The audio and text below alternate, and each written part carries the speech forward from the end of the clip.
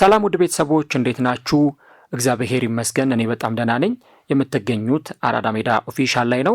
የአራዳ ሜዳ ኮሜንታተር ተስፋወርቅ ሉልሰገር ነኝ። በሌላ ፕሮግራም ደግሞ ተመልሼ መጥቻለሁ። ለቻናላችን አዲስ የሆናችሁ ቤተሰቦች ላይክ እና ሰብስክራይብ እያደረጋችሁ ይህንን ፕሮግራም እንድትከታተሉ የአክብሮት ግብዣይ ነው። ቀደም ሲል እንግዲህ ስለ ቼልሲ ጨዋታ ሀሳቦችን ወደ እናንተ አድርሰናል። ቼልሲ ከኢፕስዊች ታውን አድርገው በአቻ ውጤት ስላጠናቀቁት ጨዋታ ከዚህ በኋላ ደግሞ በሚኖሩን ጥቂት ደቂቃዎች የማንቸስተር ዩናይትድ እና የኒውካስል ዩናይትድን ጨዋታ የምንመለከት ነው የሚሆነው። ጨዋታው እንግዲህ ብዙ ሀሳቦች የሚነሱበት ነው ለማለትም ይከብዳል። ምክንያቱም ከማንቸስተር ዩናይትድ ጋር ተያይዞ አመቱን ሙሉ ሲነገሩ የነበሩ ነገሮች ተመሳሳይ ናቸው። ዩናይትድ ምን አይነት አቋም ነው በየጨዋታዎቹ ላይ ያሳየ የሚገኘው? በጨዋታዎቹ ላይ እንዲህ ያለውን የወረደ ብቃት ሲያሳይ የመጀመሪያው ስላልሆነ እናም 14ኛ ሽንፈታቸውን ነው በሊጉ እንግዲህ የተሸነፉት። ኒውካስል በጣም ጥሩ ቡድን ነው። በሁለቱ ቡድኖች በኩል ያለውን ጋፕ በዚህ ጨዋታ ላይ በደንብ በስፋት ተመልክተናል እና ሩበን አሞሪም ወደዚህ ቡድን ሲመጣ ከሚያልመውና ከሚያስበው ነገር አንጻር እንዲሁም ደግሞ ካለውና ከነበረው ፍላጎት አንጻር አሁን ደግሞ በማንቸስተር ዩናይትድ ቤት እየተመለከትን ያለነው የጨዋታ እንቅስቃሴ ምናልባትም ማንቸስተር ዩናይትድን ወደሚፈለገው ደረጃ ለማምጣት ወደ ቀደመ ልዕልናው ለመመለስ ምን ያክል ጊዜ ሊፈጅበት ይችላል የሚለውን በግራ አጋቢነት በብዙሃኑ ዘንድ ለክርክር እንዲበቃ ያደረገ ጉዳይ ሆኗል። እንግዲህ ትላንትና አንድሬ ኦናና በጨዋታው ላይ አልተሰለፈም። በተጠባባቂነት እንዲጀምርም አልተደረገም። እረፍት ተሰጥቶታል። በአጠቃላይ እንግዲህ ተጫዋቹ በተለይም በእያንዳንዱ ጨዋታዎች ላይ ክለቡን ከተቀላቀለበት ጊዜ ጀምሮ የሚሰለፍ ተጫዋች መሆኑን ተከትሎ ዩናይትድ እንደው ተቀያሪ ግብ ጠባቂ የለውም እንደ እስኪባል ድረስ ስህተቶችን እንኳን ሲሳሳት ሜዳ ላይ ሲገባና ሲመለከት የምናየው ተጫዋች ነው። ባለፈው ከኒማንያ ማቲች ጋር የገቡበትን ሰጣ ገባ ብዙዎቻችን እናስታውሳለን። ክለቡ በማንቸስተር ዩናይትድ እና በሊዮን ጨዋታ ላይ በተለይም ለማሸነፍ የተቃረበበትን ጨዋታ ነው ዩናይትድ ማሸነፍ ሳይችል የቀረው። ኒማንያ ማቲች በማንቸስተር ዩናይትድ ታሪክ ከተመለከትናቸው ወይም ደግሞ ከነበሩ ግብ ጠባቂዎች በጣም ደካማው ዘወረስ የሚባለው ግብ ጠባቂ ኦናና ነው የሚል አስተያየት ሰጥቶ ነበር እና ያ ጨዋታ ላይ እንደተመለከትነው የመጀመሪያው ግብ ሲቆጠር የነበረው የኦናና እንቅስቃሴ ኢቭን ሁለተኛውም ጎል ሲቆጠር ኳሱን የተፋበት መንገድና ከዛ በኋላ ለግብ ራሱን ያጋለጠበት መንገድ ሪያን ቼርኪ ግብ አስቆጥሮ እንግዲህ ጨዋታው 2-2 እንዲቆጠር አስችሏልና ባለቀ ሰዓት ነው እንግዲህ ዩናይትድ ዋጋ የከፈለው። እናም ለግብ ጠባቂ እንግዲህ ረፍት ተሰጥቶታል። በጣም ብዙ ትችቶች ነው ይሄ ግብ ጠባቂ እያቀረበበት የሚገኘው እና ትላንትና አልታይ ባይንዲር የቱርካዊ ግብ ጠባቂ ነው ወደ ሜዳ ገብቶ መሰለፍ የቻሉ። ባይንዲርን በተመለከተ ብዙ አነጋጋሪ ነገሮች አሉ። ተጫዋቹ እንግዲህ ብዙ የመሰለፍ እድል አያገኝም። አሁን ተጫዋቹን ጥሩ ተጫውቷል ወይ ጥሩ ግብ ጠባቂ ነው መጥፎ ግብ ጠባቂ ነው ለዩናይትድ የሚሆን ተጫዋች ነው ለማለት ነገሮችን በደንብ ተጫዋቹ ሲሰለፍ መመልከት፣ ተደጋጋሚ ጊዜ ለተጫዋቹ እድሎችን ሲሰጡት መመልከት ያስፈልጋል። ያ ባልሆነበት ሁኔታ ስለ ግብ ጠባቂው እንዲህ ነው ብሎ ማንሳት አስቸጋሪ ነው። ምክንያቱም ሳምፕል ሳይዙ ወይም ናሙናው በጣም ትንሽ ስለሆነ ነው። ያም ቢሆን ግን በተለይ ዘንድሮ በኤፍኤ ካፕ ማንቸስተር ዩናይትድ ከአርሰናል ተጫውተው ዩናይትድ አርሰናልን ከኤፍኤ ካፑ ሲያሰናብት ያ በጨዋታው ላይ በርካታ ኳሶችን ሲመልስ የነበረው በጨዋታው ላይ ራሱ የፍጹም ቅጣት ምት ያዳ ነው የመለያ ምቶች ላይ የነበረውን ብቃት ስንመለከት ተጫዋቹ እንደው ምድል ይሰጠው ከዚህ በኋላ የሚሉ ሀሳቦች እንዲነሱ አስገድዷልና እንግዲህ በማንቸስተር ዩናይትድ የውድድር ዓመት አሁን ትላንትና በሊጉ አልታይ ባይንዲር በቋሚነት መጀመር ችሏል። ግን ደግሞ በተለይ ትላንትና እሱ ጋርም የነበሩ ስህተቶች ስለነበሩ አሁንም ቢሆን ከኦናና እውነት እንደው የተሻለ ግብ ጠባቂ ነው ወይ የሚለውን ነገር ዩናይትዳውያን አሁንም በጣም ወሪ የሚያደርጋቸው ወይም የሚያስጨንቃቸው ጉዳይ ሆኗል። ለዩናይትድ ደጋፊዎች የውድድር ዓመቱ እንደው ቢያልቅ እዚህ ጋር ቢቋጭላቸው ደስተኛ ናቸው። ምክንያቱም በጣም ዘወረስት የሚባለውን ሲዝን ነው እያሳለፉ የሚገኙት። ክለቡ እንግዲህ በ38 ጨዋታ በ32 ጨዋታዎች 38 ነጥብ ነው መሰብሰብ የቻሉ። እንግዲህ እስካሁን ያው በእንግሊዝ እግር ኳስ ባህል እንደሚታወቀው አንድ ቡድን ላለመውረድ ማግኘት የሚገባው 40 ነጥብ ነው፣ ሴኩር ማድረግ የሚገባው 40 ነጥብ ነው ይባላል። ያን 40 ነጥብ እንኳን ዩናይትድ ሴኩር ማድረግ አሁን አልቻለም። እስካሁን ድረስ 38 ነጥብ ነው ማሳካት የቻለው። ይሄ ብቻ አይደለም፣ 14ኛ ሽንፈቱን ክለቡ ትላንትና አስተናግዷል። ከዛም በተጨማሪ 38 ነጥቦችን ያስመዘገበው ክለቡ 10 ጨዋታዎችን ብቻ ነው ማሸነፍ የቻለው። እናም እንግዲህ በ32 ጨዋታዎች ዩናይትድ እያሳለፈ የሚገኘው ነገር እጅግ በጣም አስገራሚ ነው። ወደ ኋላ መለስ ብለን አንዳንድ ታሪኮችን እንኳን ስንመለከት ሰር አሌክስ ፈርጉሰን በ20 ምናምን ዓመት በ27 በ28 ዓመት 114 ጨዋታዎችን ተሸንፈው አሰልጣኙ ግን ከዛ ክለብ ከለቀቁ በኋላ በነበሩ አሰልጣኞች ከዛ በኋላ በነበሩ ጥቂት ዓመታት 11 12 ዓመታት ማንቸስተር ዩናይትድ 115 ሽንፈቶችን አስተናግዷልና እንግዲህ የዩናይትድ የቁልቁለት ጉዞ ምን ያክል ፈጣን እንደሆነ በእነዚህ ጨዋታዎች ላይ መረዳት ይቻላል።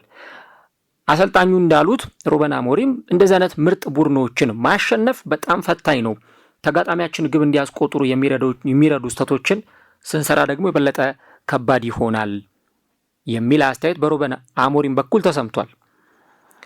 ከዛም ባሻገር የቡድኑ ካፕቴን ብሩኖ ፈርናንዴዝ እንደተናገረው በጨዋታው ላይ ግቦችን የሰጠናቸው እኛንን የሚል ነገር ተናግሮ ነበር እና ማንቸስተር ዩናይትድ በተደጋጋሚ እንግዲህ በየጨዋታዎቹ ላይ የሚሰሩ ስህተቶች፣ በየጨዋታዎቹ ላይ ያሉ ክፍተቶች በክለቡ በኩል እንዴት ዋጋ እንዲከፍል ክለቡን እያደረጉት እንዳሉ ከዛ ደግሞ ክለቡ ከአሰልጣኝ ለውጥ በኋላ እንደው ምን አይነት ለውጥ አለው የሚለውን ነገርስ መመልከት ደግሞ ያስፈልጋል። አሁን ኤሪክ ቴን ሃግ በክለቡ ውስጥ ነበሩ። ስለ ኤሪክ ቴን ሃግ ብዙ ነገሮች ሲባሉ ነበር። እኔ በእርግጥ በወቅቱም አንድ ነገር ስናገር ነበር። ምናልባት ወደ ኋላ መለስ ብላችሁ የነበሩ ቪዲዮዎችን ብትመለከቱ የነበሩ ፕሮግራሞችን ብታደምጡ የኤሪክ ቴን ሃግ መልቀቅ ብቻውን ለዩናይትድ የውጤት ለውጥ አያመጣም፣ ዩናይትድን አሁን ካለበት ህመም የሚያድን አይደለም ብዬ በተደጋጋሚ ጊዜ ስናገር ነበር። ኢቭን ከስፖርት ባልደረቦችም ጋር ይህን ነገር ስንነጋገርበት ቆይተናል። ምክንያቱም የዩናይትድ ችግር ኤሪክ ቴን ሃግ ብቻ አይደሉም። አዎ ኤሪክ ቴን ሃግ የክለቡ አሰልጣኝ ናቸው። በክለቡ ሽንፈትም ቢመጣ ከፊት ሆነው የሚወቀሱ የሚደርስባቸውን ትችት ሊቀበሉ የሚገባቸው እሳቸው ናቸው። በክለቡ ስኬትም ከመጣ ከፊት ቀድሞ ሙገሳን የሚያገኙት እሳቸው ናቸው፣ ክሬዲት የሚያገኙት እሳቸው ናቸው። ብዙዎቹ ግን ችግር አድርገው ሲቆጥሩ የነበሩት ዩናይትድ በቃ ቴን ሃግን እስካልተገላገለ ድረስ ምንም ችግር አይገጥመውም፣ ቴን ሃግን እስካላሰናበተ ድረስ ችግሩን አይላቀቅም ሲባል ነበር። ቴን ሃግንም ካሰናበተ በኋላ ግን በዩናይትድ በኩል ምንም የተቀየረ ነገር የለም። እንደምናየው ምናልባት ታክቲካል ለውጥ ልንመለከት እንችላለን። ሩበን አሞሪም 3-4-3 አሰላለፍን ሜዳ ላይ ይተገብራል። ያ በስፖርቲንግ የሚታወቀውን በስፖርቲንግ ለውጤት ያበቃውን ውጤታማ ያደረገውን እንዲህ ያለውን አሰላለፍ ሜዳ ላይ ይዞ ይቀርባል። ግን በዩናይትድ በኩል ምናልባት የታክቲክ ለውጥ፣ ምናልባት የኮቺንግ ስታፎች ለውጥ፣ ምናልባትም ያሰልጣኝ ለውጥ እና ደግሞ የአንዳንድ ተጫዋቾችን ፊርማ ልክ እንደ ፓትሪክ ዶርጉ ያሉ ፊርማዎችን ካልሆነ በስተቀረ በዩናይትድ በኩል የምንመለከተው የስነ ልቦና መውደቅ እንዲሁም ደግሞ የውጤት ማጣት አሁንም እንደቀጠለ ነው። እንግዲህ ኤሪክ ቴን ሃግ ከክለቡ ሲሰናበቱ ዩናይትድ ደረጃው ስንተኛ ላይ ነበር? አሁን ደግሞ ስንተኛ ላይ ነው ያለው? 32ኛው ሳምንት ላይ ቆመን ነው እየተነጋገረን የምንገኘው። እንግዲህ ዩናይትድ ወርዶ መቼም ከዚህ በላይ የዩናይትድ መጨረሻ ይሄ ነው ስለሚባል ነው እንጂ ዩናይትድ አሁን በሚያሳየው ፐርፎርማንስ ለአለመውረድ ከሚጫወቱት ቡድኖች ጋር ምድቡ ሊሆን እንደሚችል ብዙ ጊዜ በተደጋጋሚ ሐሳቦች ብዙዎቹ ሲናገሩ ቆይቷል። እንግዲህ የአሞሪም ታክቲክን በተመለከተ በጨዋታው ላይ የሚሰለፉ ተጫዋቾችንም ስንመለከት ለምሳሌ በዚህ ጨዋታ ላይ በቋሚነት ጀምረው ሜዳ ላይ የተመለከትናቸው ተጫዋቾች ነበሩ። መሃል ሜዳው ላይ እነ ክሪስቲያን ኤሪክሰን በማንቸስተር ዩናይትድ በኩል በቋሚነት ጀምረው ተመልክተናቸዋል። ይህንን አሰላለፍ ደግሞ ስንመለከት ከመሃል ሜዳው የኒውካስል ዩናይትድ ጥንካሬ ጋር በፍጹም የሚሄድ አልነበረም። እንግዲህ እነ ቶናሊ፣ ጆኤሊንተን፣ ብሩኖ ጊማሬሽ የነበራቸውን ተፋላሚነት አይታችኋል ትላንት። በፊዚካሊቲ በጣም ጠንካራ ቡድን ነው ኒውካስል ዩናይትድ። በአንጻሩ ግን ማንቸስተር ዩናይትድን ስትመለከቱ እነ ክሪስቲያን ኤሪክሰን፣ ማኑኤል ኡጋርቴ በዚህ ሜዳ ላይ የተሰለፉት እና ሃሪ አማስን በቋሚነት ጀምረው ተመልክተናል። ያላቸውን ቁጥር መረጃ ወይም ሬቱን ብትመለከቱት በጣም የሚያስደነግጥ ቁጥር ነው የምንመለከተው። ለምሳሌ ቪክተር ሊንድሎፍ በቢ ሶከር የተሰጠው ሬት 5.2 ነው። ብሩኖ ፈርናንዴዝ 5.3፣ አልታይ ባይንዲር 5.1፣ ማዝራዊ 5.1፣ ኡጋርቴ 5.1 እንዲህ ነው የተሰጣቸው። እንግዲህ ከ10 የተሰጣቸውን ቁጥር ስትመለከቱ ማለት ነው። እና እንደ ሃርቬ ባርነስ ያሉ ተጫዋቾች እንዴት ሲቀልዱባቸው እንደነበር ሜዳ ላይ ምን አይነት ዶሚኔሽን ወስዶባቸው እንደነበር አይተናል። አሰልጣኙ እንግዲህ እነ ኮቢ ማይኑን፣ ማሰን ማውንትን፣ ፓትሪክ ዶርጉን፣ ሉክ ሾውን ቀይሮ አስገብቷል። ግን ታክቲካል በሆኑ ጉዳዮች ደግሞ ስንመለከተው የአሰልጣኝ ሩበን አሞሪም የታክቲክ አቀራረብ ትክክል አልነበረም። እናም በአካላዊ ጥንካሬ በፊዚካሊቲ መሃል ሜዳ ላይ በነበረው ባትል እንዲሁም ደግሞ ኒውካስሎች በነበራቸው ጥንካሬ እንደውም ከዚህ በላይ ግቦችን ማስቆጠር ይችሉ ነበር። ኒውካስሎች ኳስ ሲነጠቁ የተነጠቁትን ኳስ መልሶ ለማግኘት የተለያዩ አግሬሲቭ የሆኑ እንቅስቃሴዎችን ይጠቀማሉ፣ ፕረስ ያደርጋሉ፣ ፋስት ብሬኮችን ያደርጋሉ። በአንጻሩ ደግሞ በዩናይትድ በኩል ያንን ኳስ እንኳን ለመከላከል የነበራቸው አጸፋዊ ምላሽ በቂ አልነበረም በጨዋታው ላይ። ስለዚህ ማንቸስተር ዩናይትድ ምናልባት አሁን በሚቀጥለው ዓመት ስለ እንግሊዝ ፕሪሚየር ሊግ ሲያስብ በዚህ ሁኔታ የሚቀጥል ከሆነ አሁንም ስለ ማንቸስተር ዩናይትድ የወደፊት ትልቅ ዕጣ ፈንታ ዩናይትድ ወደ ቀደመ ክብሩ ሊመለስ ይችላል ስለሚለው ነገር ማሰብ በራሱ አዳጋች ሊሆን ይችላል ማለት ነው። ዩናይትድ በዚህ ጨዋታ ላይ ግቦችን እንዳይቆጠሩበት ማድረግ የሚችልበት አማራጭ ቢኖርም ነገር ግን ደግሞ እነዛን አይነት እንቅስቃሴዎች በዩናይትድ በኩል ተመልክተን ነበር ለማለት አዳጋች ይሆናል። አሁን ላይ በተደጋጋሚ አሰልጣኙ እንደሚተችበት ይሄ የ3-4-3 ፎርሜሽን ወይም በስፖርቲንግ አሰልጣኙ ለውጤታማነት ያበቃው አሰላለፍና ታክቲክ በማንቸስተር ዩናይትድ በኩል እየሰራ ነው ወይ? አሰልጣኙ ለምንድን ነው አዳፕት የማያደርገው? አንዳንድ ጊዜ ለምን በባክፎር አይጫወትም? አንዳንድ ጊዜ ለምን በ4-4-2 ወይ በሆኑ ታክቲኮች ለምን ወደ ሜዳ አይገባም? ይሄ ነው አሁን በዩናይትድ ደጋፊዎች እንዲሁም በተለያዩ እግር ኳስ ተንታኞች በኩል እየተነሳ የሚገኘው። ሌላው ደግሞ በዩናይትድ በኩል መጥፎ የሚባለው ነገር የጆሹዋ ዜርክዜ መጎዳት። ጆሹዋ ዜርክዜ ጉዳት ላይ ነው። ትናንትና ተጎድቷል። የአውሮፓ ሊጉ ጨዋታ ላይ ይደርሳል ተብሎ አይጠበቅም። እንደሚያመልጠውም ጭምር ተነግሯል ይሄ ጨዋታ።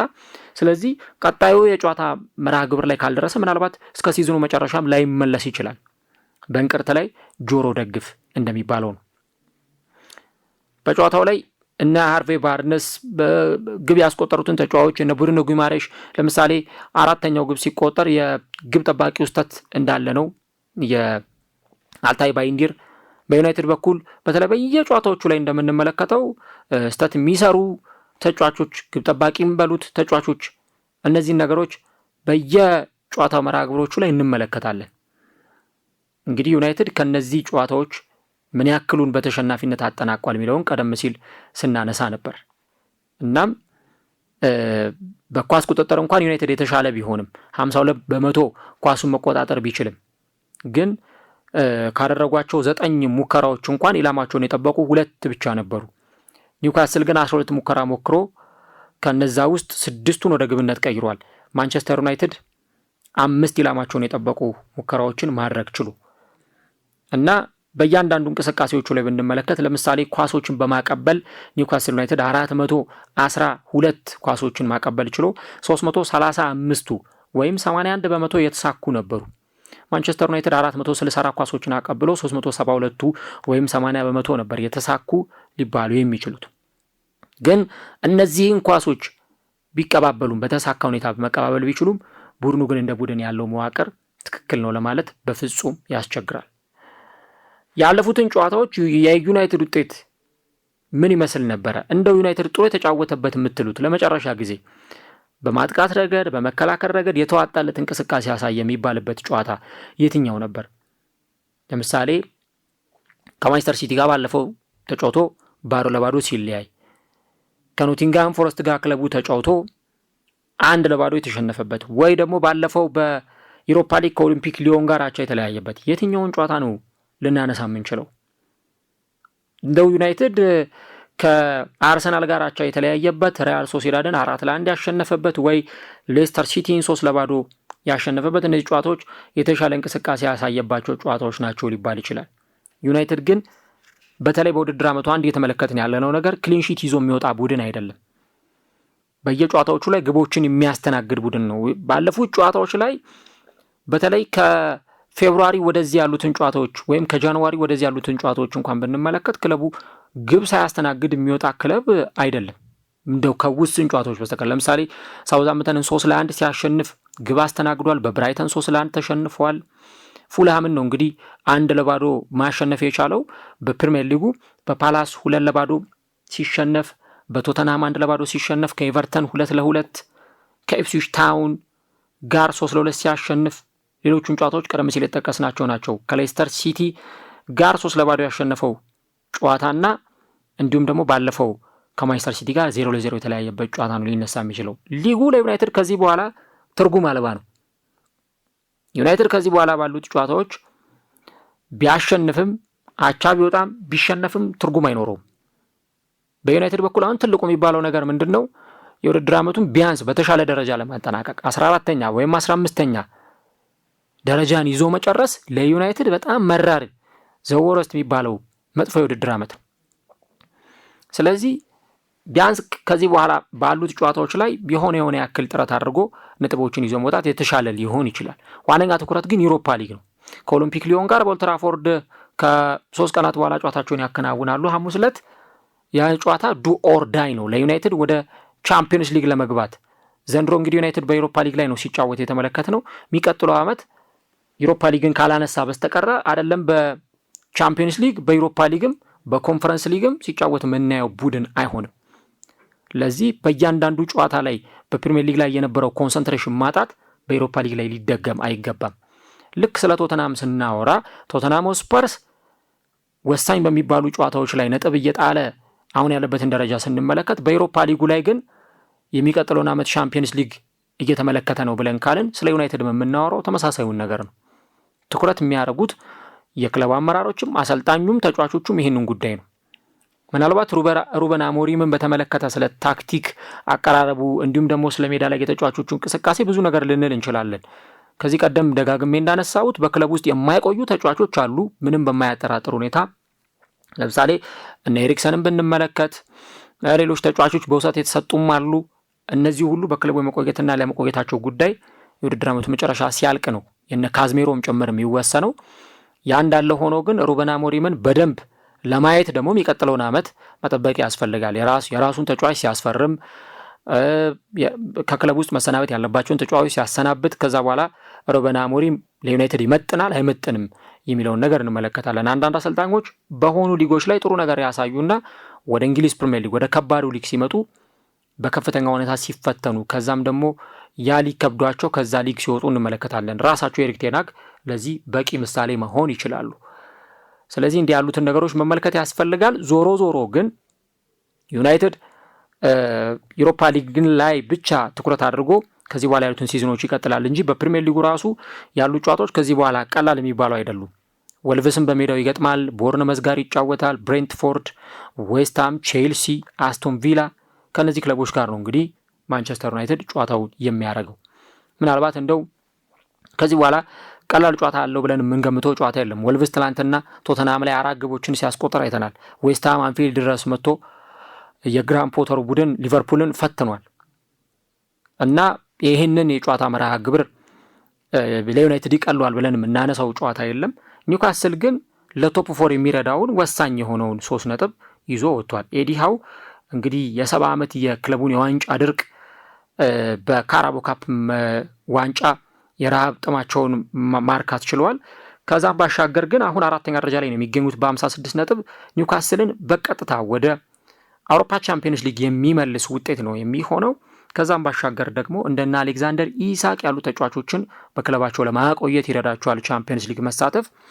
እንግዲህ አሁን ወረቀት ላይ ባለው ሂሳባዊ ስሌት ብንመለከተው ብራይተን፣ ፉልሃም፣ አስቶን ቪላ፣ ቼልሲ፣ ማንቸስተር ሲቲ እና ኒውካስል ለአውሮፓ ቻምፒየንስ ሊግ ቦታ የሚፎካከሩ ክለቦች ናቸው። ግን በዋነኝነት አራቱ ክለቦች ኖቲንግሃም 57፣ ኒውካስል 56፣ ማንቸስተር ሲቲ 55፣ ቼልሲ እና አስቶን ቪላ 54።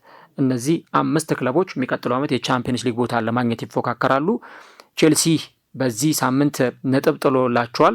በአንጻሩ ግን ማንቸስተር ሲቲ እና ኒውካስል ዩናይትድ ደግሞ አሸንፈው የቶፕ 5 ቦታቸውን አደላድለዋል ማለት ነው። ለማንቸስተር ዩናይትድ ግን መጥፎ የውድድር ዓመት፣ ትላንትና መጥፎ የጨዋታ ምሽትን ተመልክተናል።